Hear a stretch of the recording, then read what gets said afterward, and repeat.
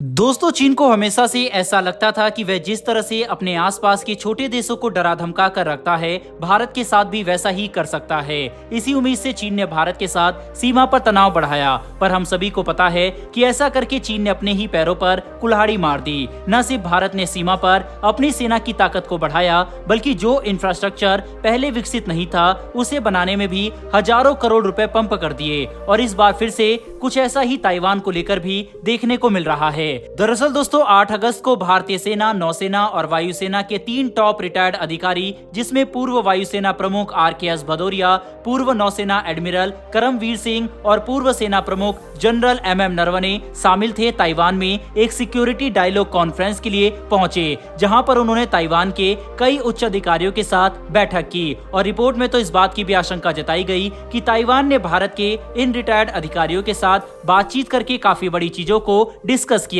इसके बारे में हमने पिछले महीने ही वीडियो बना के आपको बताया था। अब ये बात तो हम सभी जानते हैं कितने हाई लेवल पर रिटायर्ड मिलिट्री डेलीगेशन की बातों का कितना महत्व होता है। इसीलिए अगर ताइवान के अधिकारियों ने इनके साथ कोई भी बातचीत की होगी तो इसका काफी महत्व होगा, जिसे लेकर बताया जा रहा है कि ताइवान भारतीय सेना के साथ डाटा एक्सचेंज करने के लिए एक चैनल बनाना चाहता है और इस पर दोनों देश काम भी कर रहे हैं। पर चीन भारतीय रिटायर्ड अधिकारियों के ताइवान दौरे को लेकर बिल्कुल भी खुश नहीं है और इसीलिए ग्लोबल टाइम्स के जरिए भारत को धमकी दे रहा है। दरअसल ग्लोबल टाइम्स ने भारतीय अधिकारियों के दौरे पर बात करते हुए ये बात कह दी कि भारत को अपनी हद में रहना चाहिए और ताइवान कोई स्वतंत्र देश नहीं है जिसे भारत डिफेंस के क्षेत्र में मदद करना चाहता है। ग्लोबल टाइम्स में लिखी गई इन बातों से चीन का गुस्सा साफ तौर पर झलकता दिखाई पड़ रहा है, क्योंकि ताइवान मुद्दा चीन के लिए काफी सेंसिटिव है। हालांकि हम इस बात को नजरअंदाज नहीं कर सकते कि चीन के तमाम धमकाने के बावजूद पिछले काफी दशकों से अमेरिका ताइवान को लगातार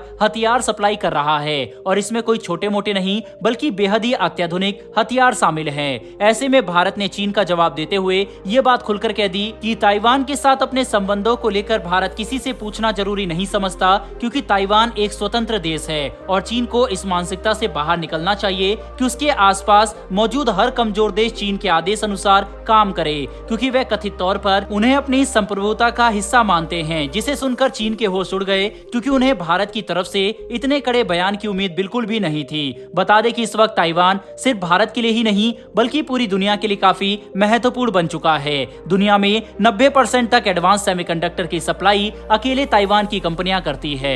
ऐसे में अगर इस देश पर कोई भी परेशानी आए तो दुनिया भर में हर इलेक्ट्रॉनिक आइटम के दाम अचानक से आसमान छूने लगेंगे, जिससे हर देश की अर्थव्यवस्था पर काफी गहरा और बुरा प्रभाव पड़ सकता है। इतना ही नहीं बल्कि भारत और ताइवान अब अपनी आर्थिक साझेदारी को नए स्तर पर ले जा रहे हैं। इसीलिए कोई हैरानी नहीं होगी अगर आगे जाकर दोनों देश डिफेंस में भी अपनी पार्टनरशिप को बढ़ाएं। वहीं पर हमें इस बात पर भी ध्यान देना होगा कि इस वक्त भारत और चीन के संबंध पहले से ही काफी ज्यादा खराब चल रहे हैं, चाहे मुद्दा सीमा विवाद का हो या फिर चीन द्वारा पब्लिश किए गए सो कॉल्ड स्टैंडर्ड मैप का।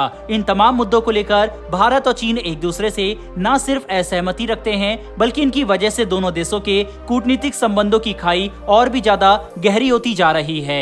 ऐसे में ये देखना काफी इंटरेस्टिंग होगा कि क्या ये संबंध आगे कभी ठीक हो पाते हैं या फिर नहीं, क्योंकि भारत अपनी तरफ से कई बार पहल कर चुका है। बता दें, सीमा विवाद को सुलझाने के लिए 16 से 17 बार बातचीत की गई, चाहे कोर कमांडर लेवल की बातचीत हो या फिर दोनों देशों के विदेश मंत्रियों के बीच हुई बैठक, लेकिन अंत में इसका कोई भी परिणाम निकलकर सामने नहीं आया, क्योंकि टेबल पर हो रही इन मुद्दों पर जो भी डिस्कशन हुआ, अंत में उसे नजरअंदाज करके ग्राउंड लेवल पर चीन ने धोखा देने वाली हरकतें ही की है, जिससे अब भारत भी ये बात अच्छी तरह से समझ चुका है कि चाहे कुछ भी हो जाए, लेकिन चीन पर भरोसा नहीं किया जा सकता।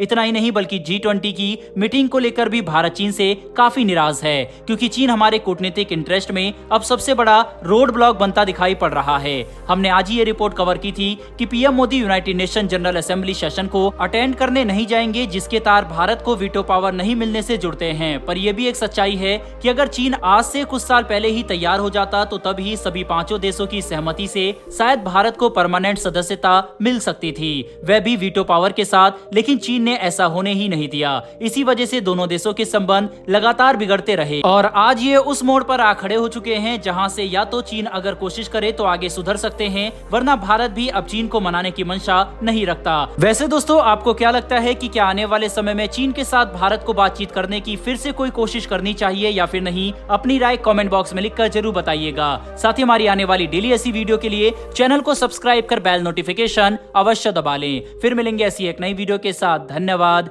जय हिंद।